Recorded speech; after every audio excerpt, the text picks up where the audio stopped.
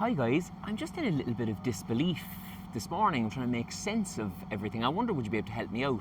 So you know Israel, right? The country currently on trial for suspected genocide. Like every human rights organisation across the board are calling it a genocide now. Even the UN and Bernie Sanders are calling it a genocide now. You know Israel, the country that has said they're going to do everything in their power to make sure that no harm comes to the participants of the Global Samud Flotilla. And I'm on one of those boats. Last night, weirdly, they bombed us.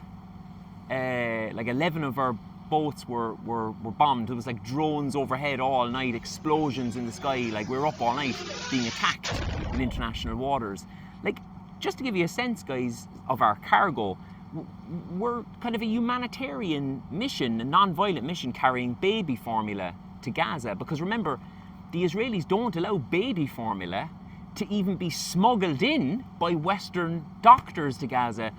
They're so determined to starve the civilian population to death. So the disbelief, I think, from our point of view is, I think it's 4 a.m. last night, there's explosions overhead. We know that many of our colleagues have already been bombed. We can't communicate with them because the Israelis have jammed the communication. And one of the activists turned to me and she said, no one's coming to help. No one is coming to help us. And I think for the first time in my life, I got a real sense, a tiny glimmer of what it's like to be Palestinian.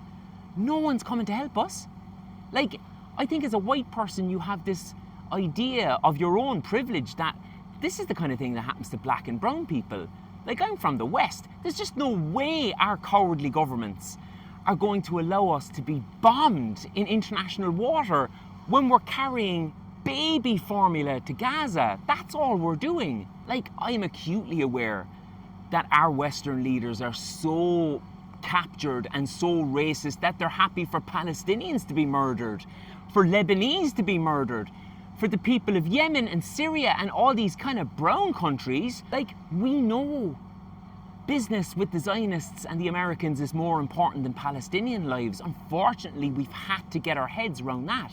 But now I think we're realising that business with the Zionists and the Americans is more important than our lives too. From an Irish perspective, I speak directly to the Irish establishment class, the media and political class right now.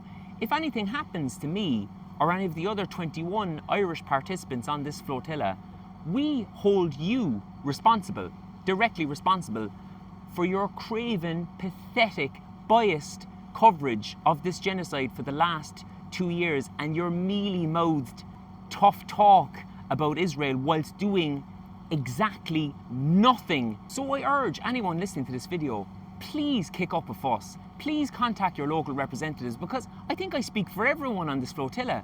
We don't want to die. We don't want to be murdered for doing the bare minimum of what our Western leaders won't do. Remember, Irish politicians, we're out here doing your job for you. And most importantly, to our brothers and sisters in Palestine, I think last night we got some tiny sense of the absolute hell that you go through all the time. And the hell being compounded by the fact that it really feels like the world doesn't give a shit. Certainly not the people in power. But we are absolutely undeterred in our goal. This is a bully acting out. You have faced this bully on your own for a century. No longer will you do that. We're unbowed and unbroken, and we'll see you in Gaza very soon.